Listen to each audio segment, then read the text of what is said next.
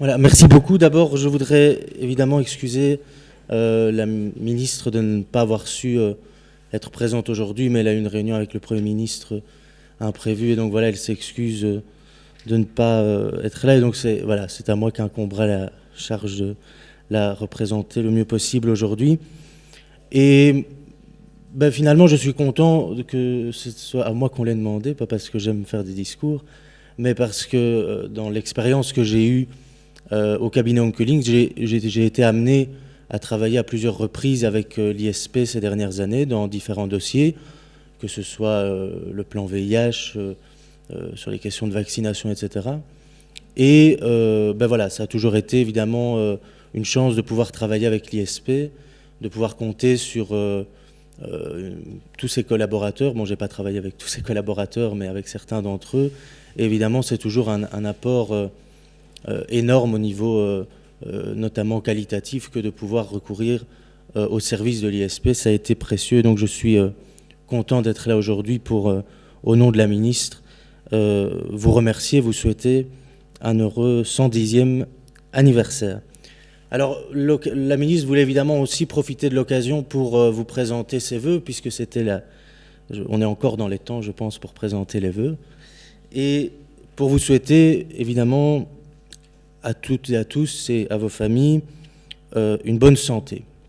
Et la transition était toute trouvée, puisque pour parler de santé, justement, voilà, c'est une des missions où vous excellez.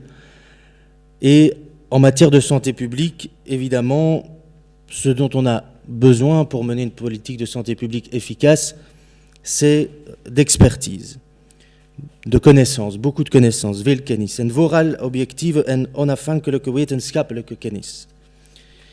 Enerzijds kennis over de gezondheidstoestand van de mensen op allerhande vlakken, maar evenzeer kennis over mogelijke bedreigingen voor de gezondheid. Het opvolgen van verschillende indicatoren relevant voor de gezondheidsstatus van de bevolking in combinatie met het bij de hand hebben van de meest recente kennis over mogelijke oorzaken van gezondheidsproblemen laat ons toe het beleid rond volksgezondheid voortdurend te actualiseren en te optimaliseren. Deze wetenschappelijke kennis komt niet vanzelf aanwaaien. Kwalitatief hoogstaand wetenschappelijk onderzoek en een nauwgezette surveillance van de gezondheidsstatus van de Belgische bevolking vraagt erg veel toewijding en inzet van de betrokken wetenschapper en ondersteunende collega's. En de minister wenst vandaag dan ook met nadruk alle vroegere en huidige medewerkers van het WIV van harte te danken voor hun uitstekende en uiterst geapprecieerd werk. U mag terecht fier zijn op uw prestaties. Als minister van Volksgezondheid en voogdijminister van het WIV is het mevrouw Onkelings een genoegen om het WIV te feliciteren met een onder 10 jaar hoogstaand wetenschappelijke werk in dienst van de volksgezondheid, de veiligheid van de voedselketen en het leefmilieu. De geschiedenis van het WIV is lang en rijk en de feiten spreken voor zich, zoals bijvoorbeeld de Nobelprijs die in 1919 aan Dr. Jules Bordet werd toegekend voor zijn immunologisch onderzoek. De sprekers van vandaag zullen hun licht werpen op de rol van een Nationaal Volksgezondheidsinstituut bij het ondersteunen en evalueren van het gezondheidsbeleid op verschillende vlakken. Zelf heeft de minister tijdens de voorbije legislatuur meermaals met veel genoegen beroepen kunnen doen op de kennis en know-how aanwezig binnen het WIV. En mars 2008, il y a d'abord eu évidemment le plan cancer. Vous savez que le cancer a été une des grandes priorités de la ministre, et pour renforcer cette lutte, évidemment, il était essentiel d'avoir une bonne collaboration du terrain et une utilisation optimale de toutes les expertises présentes.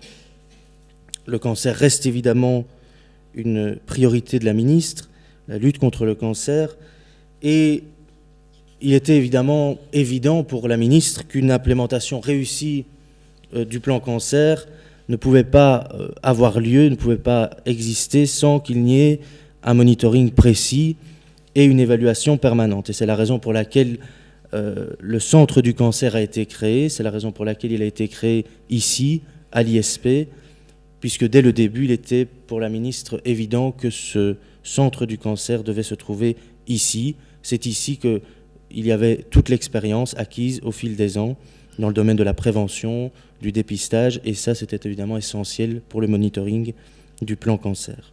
Un autre exemple, j'en ai touché un mot tantôt, c'est évidemment le plan VIH. Sans l'ISP, sans tout le travail qu'il a fourni dans le cadre de l'élaboration de ce plan, mais aussi au fil des ans, depuis des années, pour fournir des données en matière de VIH, il n'aurait pas été possible d'avoir, d'abord ces 30 dernières années, une réponse efficace au VIH. Il n'aurait pas été possible de développer ce plan pour améliorer encore la réponse au VIH. Et dans le cadre de ce plan, d'ailleurs, de nouvelles missions ont été confiées à l'ISP, avec notamment le registre VIH qui nous permettra d'avoir encore une connaissance plus précise de l'épidémie et de toute une série de données qui nous permettront de mieux calibrer la politique, notamment en matière de prévention. Il y a évidemment aussi eu le plan national des maladies rares qui entrera en vigueur en 2014 et qui s'est fait en étroite collaboration avec l'ISP.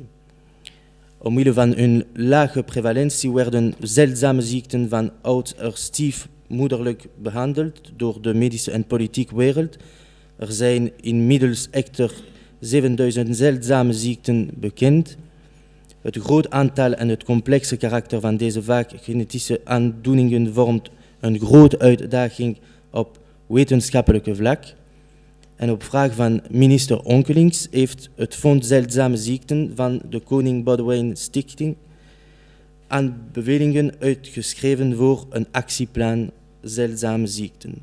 Het WIV nam deel aan dit platform en vestigde de aandacht op het gebrek aan betrouwbaar epidemiologische gegevens over deze populatie van patiënten. Dat was een grote hindernis om het zorgbeleid te kunnen optimaliseren. Daarom heeft de minister toen prioriteit gegeven aan de oprichting van een centrale register zeldzame ziekten binnen het WIV. De minister is verheugd dat dit register in 2012 van start is gegaan en we de broodnodige gegevens over deze populatie van patiënten kunnen verzamelen, zodat ons beleid gericht tegemoet kan komen aan hun noden. Op Europees vlak werkt het WIV mee aan het Europese referentieportaal voor zeldzame ziekten en weesgeneesmiddelen, beter gekend als Orphanet. Zo verzamelt het instituut de Belgische gegevens in verband met zeldzame ziekten. Ook hier zijn de beschikbare gegevens jammer genoeg sterk gefragmenteerd. Daarom gaf minister Onkelings het WIV opdracht om een cartografie van de klinische en wetenschappelijke expertise in België op te stellen. La recherche, évidemment, en matière de santé publique est essentielle et il n'y a pas de recherche sans disponibilité et accessibilité de données fiables.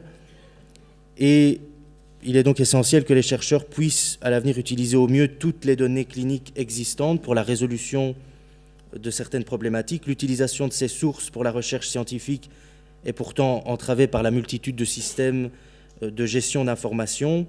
La précision et l'exhaustivité des données constituent un point d'achoppement.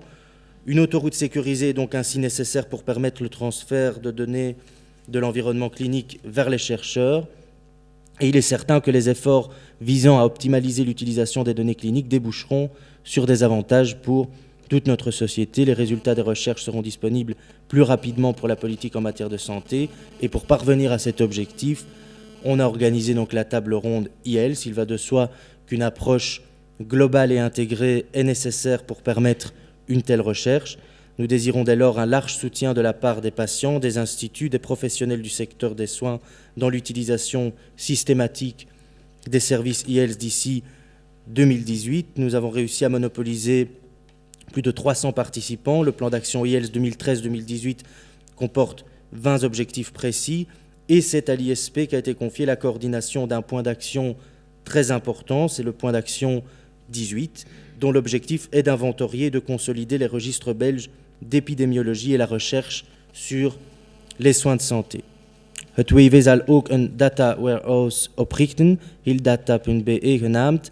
Dit ambitieus project zal op een veilige elektronische manier de objectieve informatie verzamelen en beheren die onderzoekers, zorgactoren en beleidsmakers nodig hebben. Voilà donc toute une série d'exemples qui montrent à quel point l'ISP est une institution indispensable en matière de santé publique. Elle l'a été depuis 110 ans, elle l'a été encore ces dernières années. C'est une institution publique avec laquelle, je l'ai dit tantôt, évidemment personnellement, ça a été un plaisir de travailler. Et je sais que ça a aussi été le cas, évidemment, pour la ministre qui, grâce à l'ISP, grâce à tous ses collaborateurs, a pu mener à bien toute une série de projets qui étaient pour elle essentiels. On sait que ça demande souvent beaucoup de travail, qu'on demande parfois aussi d'ailleurs beaucoup de choses, mais on est content d'avoir pu mener tout ça à bien grâce à vous qui, dans l'ombre, vous êtes appliqués à rendre ça possible. Et donc voilà, il faut rendre hommage aujourd'hui à cet institut riche de son passé, mais nous devons aussi penser à l'avenir, et c'est pourquoi nous nous penchons sur la proposition de rassembler les 7 sites de l'ISP et le CERVA sur un nouveau campus moderne. La réalisation de cette proposition permettra aux 2 institutions de voir l'avenir en pleine confiance et ouvrira une nouvelle période de prospérité. Ce sera un projet que la ministre défendra avec force devant ses collègues. Elle m'a demandé de le répéter ici aujourd'hui. Elle m'a aussi demandé de conclure en vous souhaitant une nouvelle fois un très joyeux 110e anniversaire. Merci beaucoup.